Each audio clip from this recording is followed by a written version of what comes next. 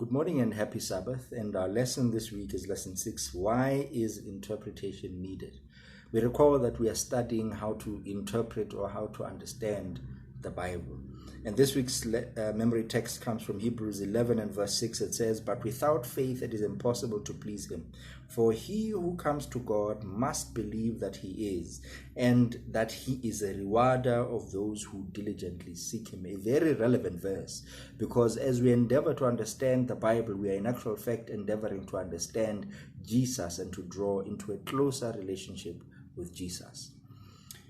The author immediately helps us in understanding the principle of interpretation by laying the foundation that reminds us or that teaches us that in order for us to understand the context of the Bible, in order for us to interpret the Bible correctly, we must understand the context of when it was written, why it was written, to whom it was written. These are all elements that play a role in helping us have a better understanding and appreciation of what the real message of the text was when the author wrote it.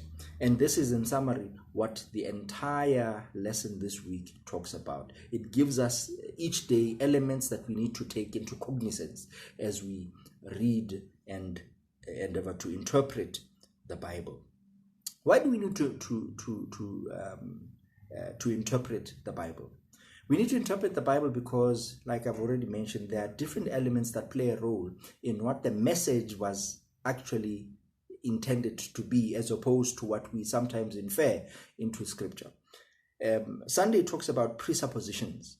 There are a lot of things that play a role in influencing the way that we understand and appreciate the Bible. That is your education, your cultural background, your family upbringing, the community in which you live, the time in which you live.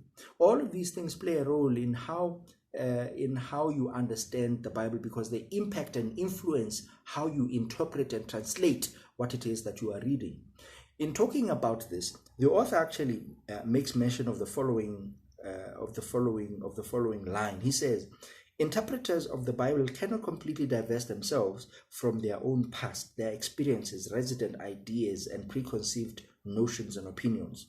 Total neutrality or absolute objectivity cannot be achieved. Bible study and theological reflection always happen against the background of presuppositions about the nature of the world and the nature of God." All of these things that we have gone through, all of these things that have created a mindset, a worldview that we have an influence in how we read. And we ought to be careful that these things do not influence our understanding and interpretation of what the Bible actually says. Because although they help us in applying what we have read, in applying what we have understood, it is important to note that they ought not influence how we interpret and translate the Bible.